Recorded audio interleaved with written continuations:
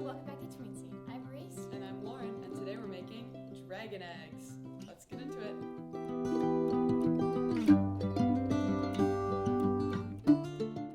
To make our dragon eggs, you're going to need a sheet of tin foil, cup of air-dry clay, and your cup of decorations. To start, grab your tin foil and squish it up until it's about an egg size and shape. Well, actually a little bit smaller than an egg, but you want it to be kind of oblong to be the shape of an egg.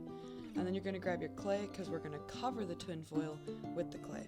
So as soon as you can get your clay open, the plastic part on top is pretty tricky. Once you get it open, we're going to cover up the tin foil with it.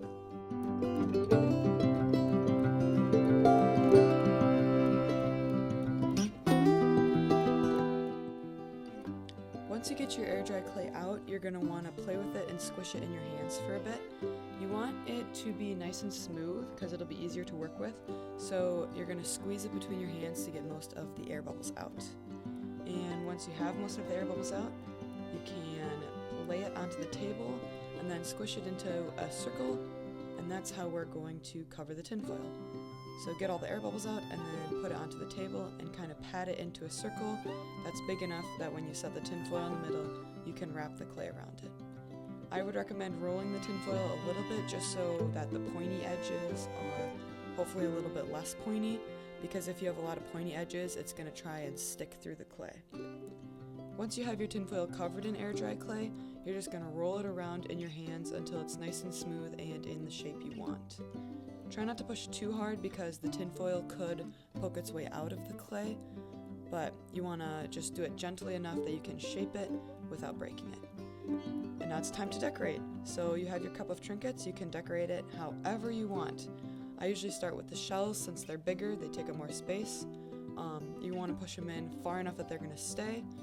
And the air dry clay is a little finicky, so if you push too hard, you might disfigure the back of it with your fingers. You can always just roll it back into an egg shape at the end. So have at her, decorate your dragon egg.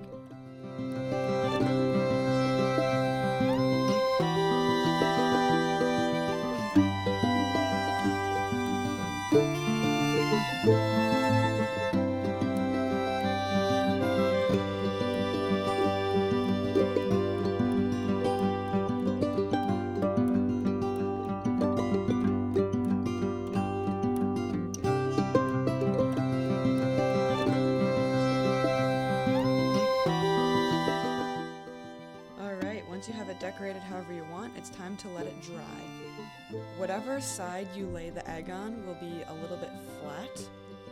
Through the drying process, the clay sags a little bit, so I recommend sticking it upright and making a flat surface right away, and then leaving it to dry. Thank you for joining us today on Tween to make dragon eggs. Make sure to tune in 2 weeks from now to make DIY rain clouds.